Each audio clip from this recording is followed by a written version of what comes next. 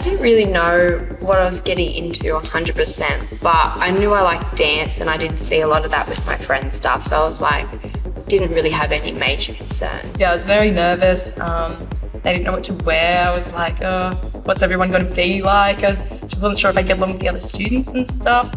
The day I came to my first hoops class, I texted a friend and I said, I'm going to do this circus hoops class and I might die.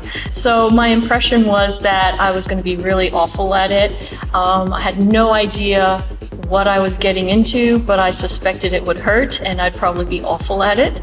I think mine was more nervous excitement of trying something new, and I couldn't tell you whether I thought it was sort of stripping or anything. So I didn't have that as a preconception to go, I'm going to try something sexy. But I just know my shorts weren't short enough for Jess.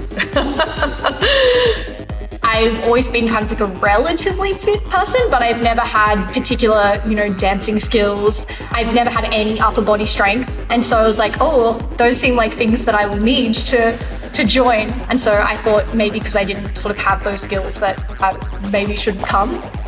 I was only apprehensive in the same way as you would be starting any new thing.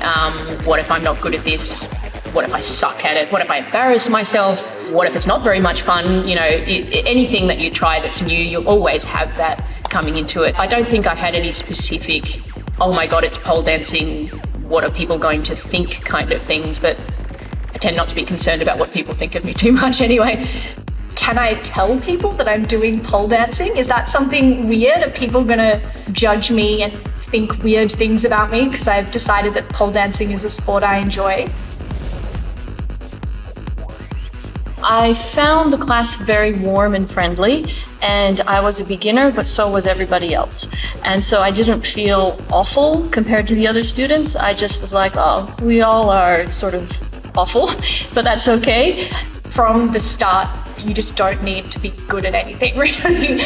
Like, you don't need to be able to hold yourself in particular poses. You don't need to have rhythm or anything like that. You just kind of learn it along the way, and by trying lots of moves, you sort of naturally get better and you don't even notice that you're kind of doing it. I guess my concern about not being strong enough or good enough at dancing sort of just automatically went away because we just started sort of at the very start, at the very basics, and sort of worked our way up to a point where you kind of get stronger and you get better at dancing and stuff like that.